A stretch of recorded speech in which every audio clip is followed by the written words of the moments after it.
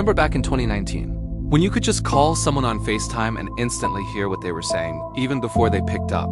No, you're not imagining things. That was a real, massive bug, and the story behind it is wild. It all started with a teenager just trying to start a group chat for a Fortnite game. His name was Grant Thompson, a 14-year-old from Arizona. One night in January 2019, he was setting up a FaceTime call with his friends.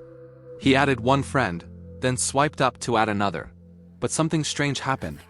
Before his second friend even answered, Grant could hear everything happening on his end. He could hear his friend's conversation clear as day. Confused, he tried it again. Same result. He could eavesdrop on his friends without them ever knowing. Realizing how serious this was, Grant and his mom, Michelle, immediately tried to warn Apple, and this is where the story gets even crazier. They tried everything. They sent emails, they tweeted at Tim Cook, they filled out official bug reports, they even sent a fax. For over a week, they tried to get anyone, at Apple to listen. But they were met with silence or automated responses. It felt like shouting into a void. Imagine the panic. They had discovered a flaw that could turn every single iPhone into a listening device, and the company responsible wasn't responding. Michelle Thompson, a lawyer herself, knew the legal and privacy implications were huge. This wasn't just some minor glitch. It was a fundamental breach of user trust. Anyone could call you on FaceTime and secretly listen in on your private conversations, your business meetings, or your family moments. While the Thompsons were desperately trying to get Apple's attention, the bug was still active. All a person had to do was start a FaceTime video call with someone. Then, while it was still ringing, swipe up from the bottom of the screen, tap Add Person, and add their own phone number to the call. This action would trick FaceTime into thinking it was an active group conference call, and they would immediately start transmitting audio from the person you were calling, even though they hadn't accepted the call. Their phone would still be ringing on their end, with no indication that their microphone was live. Finally, after more than a week of trying, news of the bug exploded online. A video demonstrating the flaw went viral, and major news outlets picked up the story.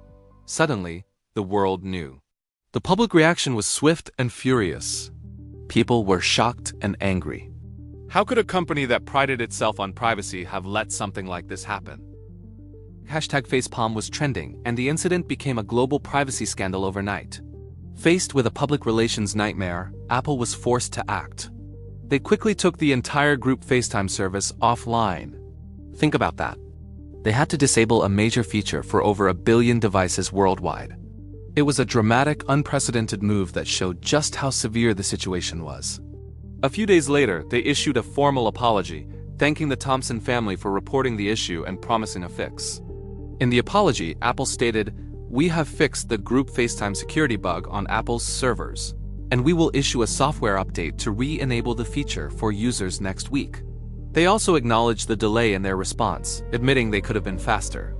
It was a moment of humility for one of the world's most powerful companies. When the software update, iOS 12.1.4, was released, it patched the vulnerability. Group FaceTime was back online, but the damage to Apple's reputation was done. As a reward for finding the bug, Apple compensated Grant Thompson through their bug bounty program and also contributed to his college education fund. The teenager who just wanted to play Fortnite ended up getting paid by Apple and becoming a footnote in tech history. But the story doesn't end there. The incident sparked serious conversations and even legal action. The New York Attorney General launched an investigation into Apple's failure to warn consumers about the bug and the delay in their response.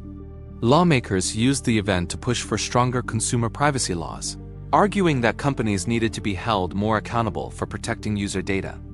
So, what are the big takeaways from this whole saga? First, it was a stark reminder that no system is perfect. Even a company like Apple, with its massive resources and focus on security, can have critical vulnerabilities.